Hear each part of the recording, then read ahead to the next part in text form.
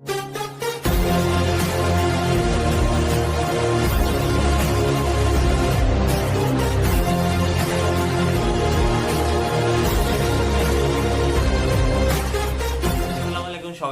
কেমন আছেন? আশা করি সকালে ভালো আছেন এবং সুস্থ আছেন। টি লেভেল বাজেট সেগমেন্টে বাংলাদেশে একের পর এক ফোন লঞ্চ হতে চলেছে।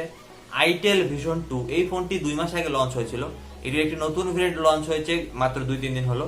Itel vision 2 3GB RAM 64GB র্যামের সাথে। তো আজকে আমরা এই ভিডিওতে 64GB র্যামের ভেরিয়েন্টটি আসলে কেমন হলো, প্রাইস অনুপাতে যায় কিনা এবং নেওয়া উচিত কিনা সেই সম্পর্কে আপনাদেরকে ধারণা দেব।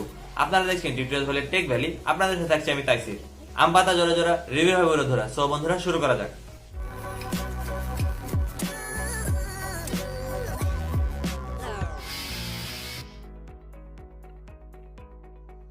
ভিডিওটি শুরু করার আগে আপনারা যদি আমাদের চ্যানেলে নতুন হয়ে থাকেন তবে এখনই সাবস্ক্রাইব করে নিন এবং পাশে থাকা বেল আইকনটি বাজিয়ে অল করে দিন। এতে করে আমাদের চ্যানেলে সকল নোটিফিকেশন আপনাদের মোবাইলে পৌঁছে যাবে। সো বন্ধুরা প্রথমে প্রাইসিং আইটেল ভিশন 2 সেটা 364GB র্যামের ভেরিয়েন্ট, এটি লঞ্চ হয়েছে 9,500 বাংলাদেশ টাকা এবং যেটা ছিল 232 সেটি লঞ্চ হয়েছিল 8,500 বাংলাদেশ টাকায়। প্রথমে বক্স কন্টেন্ট, বক্সের ভিতরে ব্যাক কেস থাকছে, ডিভাইস থাকছে, চার্জার থাকছে, মাইক্রো ইউএসবি কেবল থাকছে এবং একটি ইয়ারফোনও থাকছে। সো মোটামুটি সবকিছুই কভার করা হয়েছে। ডিজাইন এবং বিল কোয়ালিটি আমার মনে হয় 10,000 টাকার নিচে সবচেয়ে সুন্দর ডিজাইনের ফোন এটি বলা যায় ভিশন 2 কে। 5 হোল থাকছে, চিন বেজেল ঠিকঠাক আছে, ব্যাকে ডিজাইনটা দেখে মনে হবে quad rare camera setup, but আসলে 3টা ক্যামেরা থাকছে এক পাশে রেক্ট্যাঙ্গুলার হাউজিং এ এবং ফিঙ্গারপ্রিন্ট সেন্সর থাকছে মিডল বরাবর, পিছনে টেক্সচার থাকছে, সো গ্রিপ ভালো পাবেন, ফিঙ্গারপ্রিন্ট পড়বে না। সো ওভারঅল সবকিছু মিলে ডিজাইনের কথা যদি 10,000 টাকার নিচে একটা বেস্ট লুকিং ডিভাইস বলতেই পারে। সেকশন এতে ব্যবহার করেছে 6.6 ইঞ্চির একটি IPS LCD panel, HD+ resolution অর্থাৎ 720p, ডিসপ্লে PPI 282 এবং ব্রাইটনেস 380 নিটস।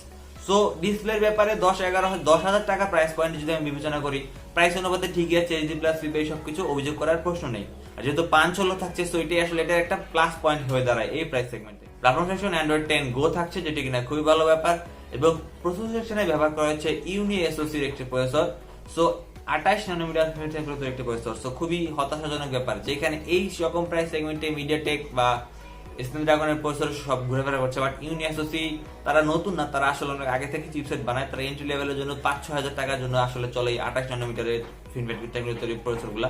বাট এই 10,000 টাকা প্রাইস পয়েন্ট আসে আমার ইউনিসকের যে এসওসি, এটা আমার আসলে খুব একটা প্রাইসের সাথে যাচ্ছে মনে হয়নি। সো এই জায়গায় তাদের আরো উন্নতি করার সুযোগ থাকছে। এটি অক্টা কোর প্রসেসর ব্যবহার করা হয়েছে, পাওয়ার ভিআরজি এর একটা জিপিইউ ব্যবহার করা হয়েছে। সো সিপিইউ জিপিইউ ঠিকঠাক আছে বলবো, ডেল টাস্কিং করতে পারবেন, মাল্টিটাস্কিং এ খুব বেশি মাল্টিটাস্কিং করতে গেলে অসুবিধা হয়ে যাবে এবং আর হেভি ইউজেস তো এটাতে করাই যাবে না। সো সবকিছু মিলে এন্ট্রি লেভেলের জন্য দেখতে সুন্দর এবং একটা ফোন যদি কেউ চান এবং এই রকম খুব একটা এক্সপেকটেশন রাখেন না পারফরমেন্সের দিক থেকে এই ফোনের কাছ থেকে।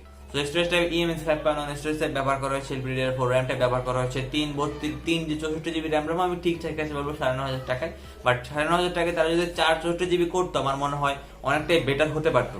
তাকে 3 স্লট থাকছে, মাইক্রো SD কার্ড ব্যবহার করতে পারবেন, ডেডিকেটেড মাইক্রো SD কার্ড থাকছে, দুইটা সিম ডুয়াল ভোল্টি 4G থাকে, 2 মেগাপিক্সেলের একটি ম্যাক্রো এবং একটি ভিজিএ ক্যামেরা থাকছে, অর্থাৎ 0.3 মেগাপিক্সেলের একটি ডেপথ সেন্সর এবং ফ্রন্টে 8 মেগাপিক্সেলের সেলফি ক্যামেরা 5 হোলের মধ্যে।